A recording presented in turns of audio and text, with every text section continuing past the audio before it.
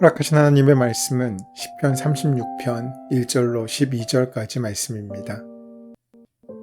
악인의 죄가 그의 마음속에 이르기를 그의 눈에는 하나님을 두려워하는 빛이 없다 하니 그가 스스로 자랑하기를 자기의 죄악은 드러나지 아니하고 미워함을 받지도 아니하리라 하미로다.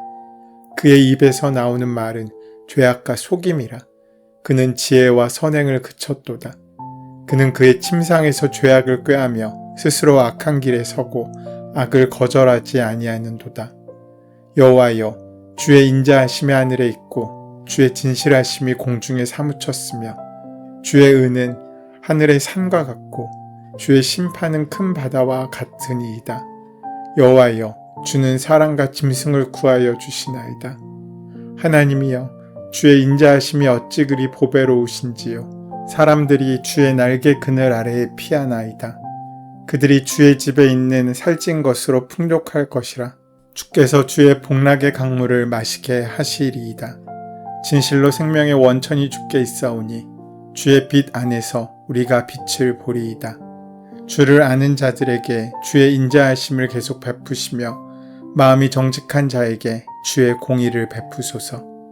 교만한 자의 발이 내게 이르지 못하게 하시며 악인들의 손이 나를 쫓아내지 못하게 하소서.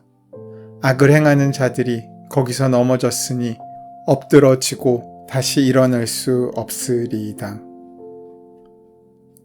오늘 본문의 말씀 시편 36편은 주님의 종 다윗의 노래입니다. 34편은 악인에게 구원받은 후에 쓴 감사기도이고 35편은 악인을 징계해달라는 탄원기도였습니다. 오늘 본문 36편은 악의 본성에 대한 성찰과 하나님에 대한 헌신의 결단이 담겨 있습니다. 오늘 본문의 말씀은 의인과 악인의 대비가 아니라 하나님의 거룩하신 성품과 악인에게서 나타나는 악한 성품을 비교함으로써 결국 우리 안에 있는 악한 성품을 걷어내고 하나님의 거룩한 성품을 품고 나아가라고 말씀하고 있습니다. 먼저 다윗은 악인은 그 마음에 반역의 충동만 있고 하나님을 두려워하는 기색이 전혀 없다고 1절에서 말합니다. 본문을 보면 악인은 하나님을 두려워하지 않는 사람을 뜻합니다. 분명 세상의 관점으로 보면 악인이라고 할 수 없는 사람들입니다. 하지만 하나님의 관점으로 보면 그들은 분명 악인입니다. 왜냐하면 하나님을 두려워하지 않는 사람은 그 삶의 주인이 자신이기 때문입니다. 그 중심에는 자기중심적인 사고가 깊이 뿌리내려 있습니다. 1절에서 4절의 말씀은 악인들의 특징이 무엇인지를 보여줍니다. 악인은 하나님을 두려워하지 않는 사람입니다. 하나님을 가볍게 또 우습게 하는 자입니다. 하나님보다 돈이나 권력, 육체적인 힘을 더 겁내하고 두려워하며 그런 힘들 앞에서 비굴해지는 사람들입니다. 그러하기에 악인은 진짜 무지하고 비겁한 사람입니다. 왜냐하면 진짜 두려워해야 할 존재가 누구인지를 모른 채 스스로 멸망의 길을 가고 있기 때문입니다. 또한 악인은 끊임없이 자기를 자랑합니다. 틈만 나면 자기 자랑이 끝이지 않습니다. 실은 그것이 부끄러움인데 부끄러움인 줄도 모르고 자기를 자랑합니다. 나중에 더 자랑할 것이 없으면 자신의 죄를 드러내고 자랑합니다. 하나님만이 자랑이며 참된 자랑이 하나님 안에 있다는 것을 모르기 때문입니다. 그러하기에 악과 무지는 서로 통하는 것입니다. 그리고 악인은 거짓과 악한 말을 일삼습니다. 자기 이익과 기분에 따라 말을 내뱉습니다. 함부로 말을 합니다. 또 말에 절제가 없습니다. 정제되고 걸러지지 않는 말을 합니다. 이러한 기준으로 본다면 지금은 악인이 넘쳐나는 시대입니다. 심지어 교회 안에서조차 하나님을 두려워하지 않고 자기 자랑을 일삼으며 말을 함부로 하는 경우가 너무나 많습니다. 교회와 세상의 거룩의 경계가 무너졌고 도리어 세상적인 가치와 문화가 교회 안에 스며들면서 교회의 본질을 변질시키고 있습니다. 오늘 본문은 죄 자체가 살아있는 능력으로 묘사되고 있습니다. 그래서 처음에는 사람이 죄를 택하지만 나중에는 죄가 사람을 사로잡고 지배합니다. 그렇게 되면 하나님의 존재를 부정하고 경외심을 내어 버리게 됩니다. 그로 인해 이제 하나님을 두려워하지 않게 됩니다. 자신이 최고라고 생각하기 때문입니다. 그 결과 그 사람의 눈빛과 생각, 입과 일이 모두 죄로 물들어 버립니다. 그는 잠자리에 들어서도 악을 도모합니다. 악이 그의 모든 인격을 오염시키고 그의 삶의 영역 전체로 침투해 들어간 것입니다. 그래서 본문에서처럼 죄를 짓고도 그것이 죄인 줄 모르고 오히려 자랑하고 다니게 되는 것입니다. 자신의 생각과 행실이 무조건 바른 줄 압니다. 또 지혜와 선행의 가치가 무엇인지도 모르고 이를 벗어버리기에 급급합니다. 어떤 사람은 좋은 것을 간직하고 나쁜 것을 버리지만 문제가 있는 사람은 분별력이 없어서 좋은 것을 버리고 나쁜 것만 간직합니다. 침상에서도 죄악을 꾀하고 악을 단번에 거절하지 않는 이유는 그런 것이 자신에게 유익을 위해 너무나 좋은 것이라고 생각하기 때문입니다. 그래서 악인의 출발은 자기 자신입니다. 반대로 의인의 출발은 하나님으로부터 시작하지만 악인들은 세상의 중심이 자신이며 부모님도 배우자도 자녀도 또 심지어 교회도 직장도 모든 것이 자신의 위주로 생각되고 또 자신의 위주로 돌아간다고 말합니다. 말로는 하나님을 믿고 있다고 하지만 신앙의 중심 역시 자신일 때가 너무나 많습니다. 하나님을 인정하지 않으니 하나님께서 만드신 창조물과 세상 또 이웃들에게 관심이 없습니다. 자기의 생각, 자기의 행동, 자신의 말이 제일 중요합니다. 그래서 남들을 보지 못합니다. 남들을 이해하려고 하지 않습니다. 오직 불편을 감수하는 삶보다는 내 유익이 우선되는 삶을 살아갑니다. 이것이 바로 악인의 삶입니다. 나의 행복과 안위를 위해서라면 다른 사람은 어떻게 되든 상관없다는 사고방식이 뿌리내리고 있습니다. 이는 우리의 모습일 수도 있습니다. 내 자신이 의의 길을 가고 있는 사람이라고 생각하지만 다른 사람들이 볼 때 자신의 유익만을 추구하는 악인의 길을 가고 있는 모습일 수 있다는 것을 우리는 늘 기억하고 생각해야 합니다. 다윗도 자신의 유익을 추구하다가 큰 문제가 생긴 적이 있습니다. 바로 밧세바와의 사건이 그렇지 않습니까? 당시 이스라엘은 암몬과 싸우는 국가적인 전쟁의 순간이었습니다. 그런데 통치자인 또 장군이 되어 그들을 이끌어야 했던 다윗은 저녁 때쯤까지 늦잠을 자다가 깨어서 왕궁 옥상을 거닐고 있었습니다. 어떤 사람들은 다윗이 나라를 위해 밤새 기도하다가 늦잠을 잔 것이라고 이야기하기도 합니다. 하지만 그렇게 군인들이 나라를 위해 싸우고 있는데 다윗은 옥상을 어슬렁거리다가 밧세바를 보고 정욕을 품게 된 것입니다. 기도를 하면 영적으로 상황을 분별할 수 있어야 하는데 다윗 안에 숨어있던 자기중심적인 모습이 드러나는 순간 하나님과 그 마음이 합했던 자였던 다윗이 무너지고 말았습니다. 다윗이 바라봐야 할 것은 한 여인이 아니라 자신의 민족을 살리시는 하나님께 그 시선이 맞추어져야 했습니다. 결국 다윗은 분별 없이 자신이 원하는 대로 게으름을 피우는 유익을 택하였고 자신이 원하는 대로 정욕의 유인을 행하였고 자신에게 해가 되지 않도록 급기야 사람을 죽이기까지 했습니다. 반대로 의인의 뿌리는 자신이 아니며 오직 하나님이십니다. 그래서 하나님이 만드신 다른 창조물과 세상에 관심을 많이 가집니다. 언제나 자신보다는 하나님의 말씀을 먼저 생각하고 사명을 먼저 생각합니다. 자신의 유익보다는 은혜의 쇠사슬을 묵상하며 오히려 불편을 감수하는 삶을 살아갑니다. 그래서 의인이 하는 생각과 언행은 언제나 이타적일 수밖에 없습니다. 왜냐하면 그 삶의 근원이 하나님의 은혜와 닿아 있기 때문입니다. 그래서 시편 1편에 복 있는 사람은 시냇가에 심은 나무가 철을 따라 열매를 맺는 사람이라고 이야기하고 정의합니다. 나무는 절대 자신이 맺는 열매를 먹을 수 없습니다. 나무는 열매를 열리게는 하지만 그 열매를 먹는 것은 나무가 아니라 사람이나 동물들입니다. 마찬가지로 복 있는 사람, 즉 의인은 열매를 맺는 삶을 살아가야 합니다.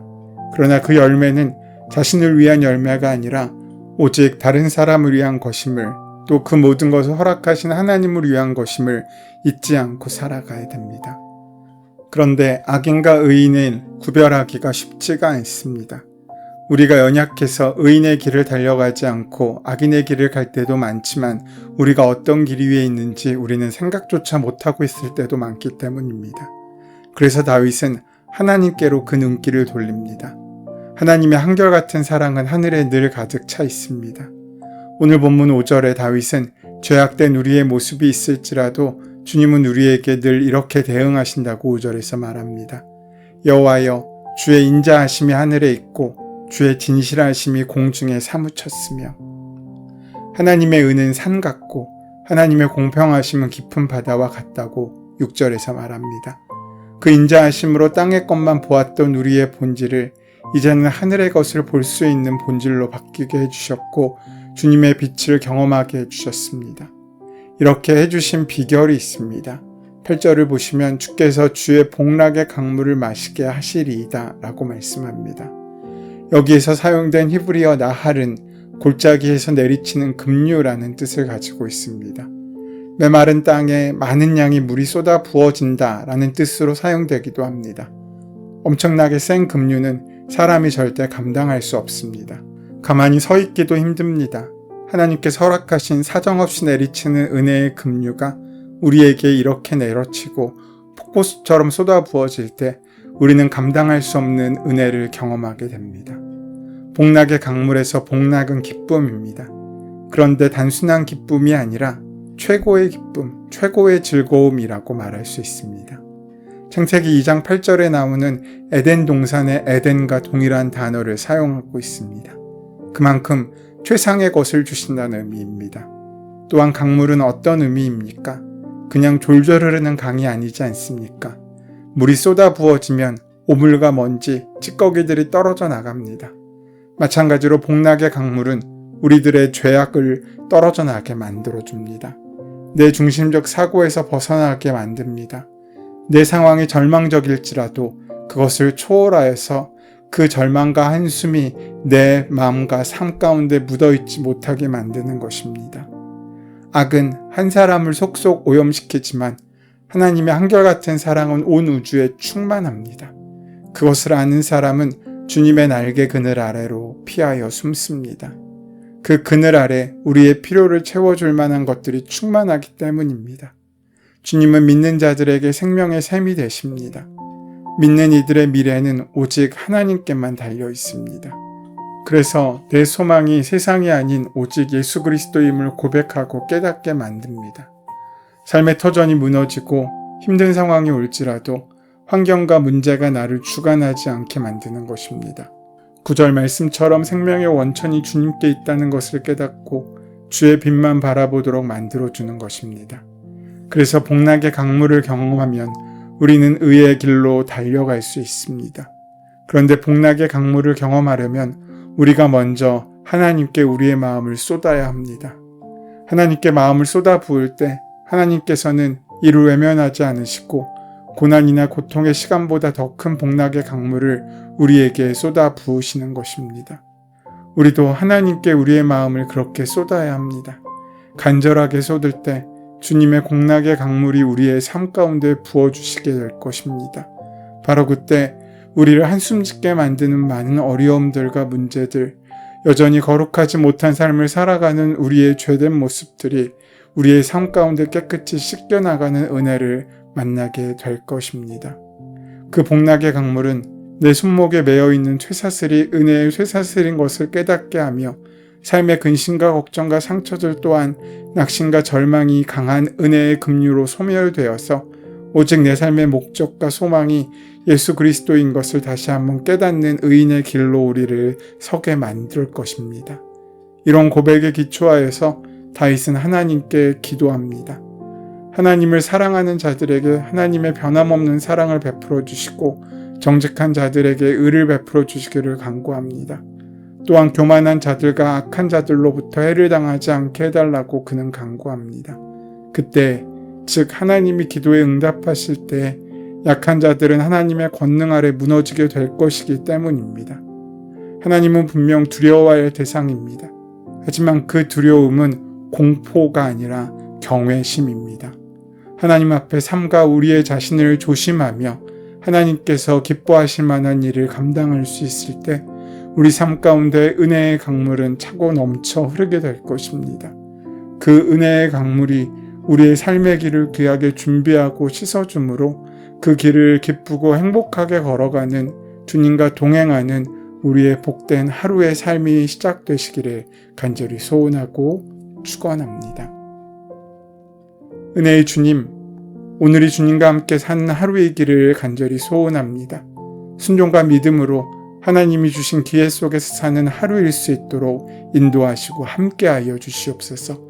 예수님의 이름으로 기도드립니다. 아멘. 이제 오늘 이 아침 우리에게 허락하신 본문의 말씀이 오늘 나에게 하시는 하나님의 음성으로 만나지기 위하여 본문의 말씀을 깊이 묵상하시고 함께 기도하는 시간 가지도록 하겠습니다. 함께 기도합니다.